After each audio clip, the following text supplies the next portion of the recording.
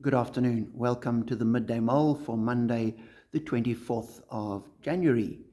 With Robert Murray McShane's reading plan, today we begin reading the book of Esther.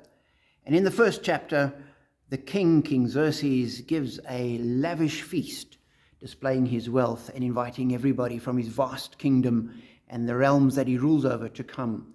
And we're told in verse 10 that on the seventh day, when King Xerxes was in high spirits from wine, he commanded that the Queen Vashti, be brought and essentially paraded in front of the gathered guests to see how beautiful she was. Exactly what that request entailed is a little bit opaque. Upshot is Queen Vashti says, no, I'm not doing that. And then there was a real uproar because everyone said, if this gets out, all the wives are going to start disrespecting their husbands and there'll be no end of discord and disrespect in the realm. So you'd better issue a decree.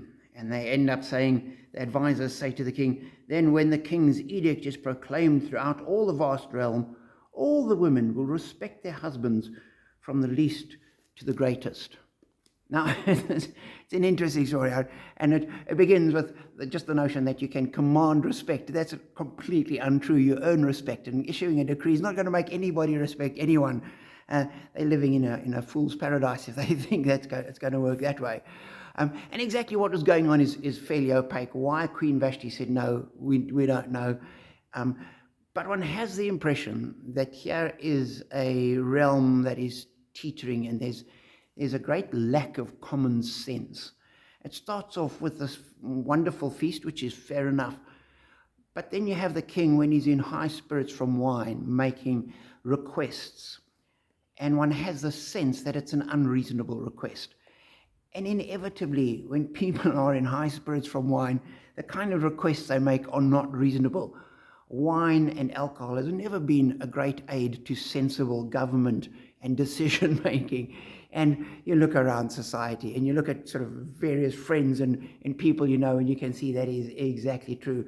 And I don't know how many people at the end of a weekend of partying have thought, why on earth did I get that tattoo, or why did I do this? And alcohol never leads to sensible decision making. So that's part of it.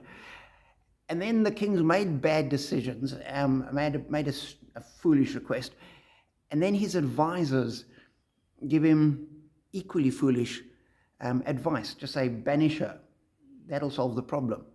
And you think, no, there must have been other ways to deal with it. And as I was reading it and thinking, I thought one has to be careful what one does, and particularly careful when one has been drinking. And you have to be careful who you listen to. And that was true for King Xerxes, and it is as true today, 2,500, 3,000 years later, however long it was. And that's a word for us as well today. Be careful what you do, and be careful who you listen to. And we'll see the upshot of this tomorrow. In the meanwhile, know that God is with you. He guides us. And if we're listening to his advice, we won't go wrong. Be encouraged and be blessed.